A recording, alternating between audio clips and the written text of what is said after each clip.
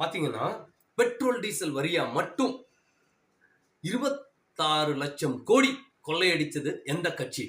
நல்லா யோசிச்சு பாருங்க. இந்த பணம் எந்த நாட்டோட வருமானத்துக்கு, எந்த நாட்டோட முன்னேற்ற திட்டத்துக்கு கொண்டு போனாங்க?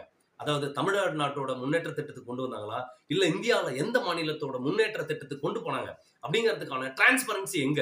இதை யாராவது கேட்டிருக்கீங்களா?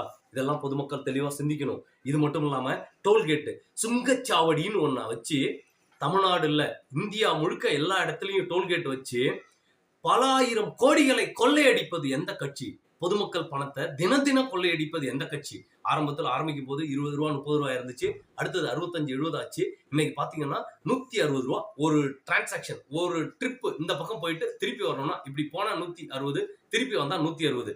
இந்த மாதிரி பணத்தை எல்லாம் கொள்ளையடிச்சு பல ஆயிரம் கோடிகளை பதுக்கல் பண்ணது எந்த கட்சி? இந்த பல ஆயிரம் கோடிகள் எங்க போனது? இதற்கான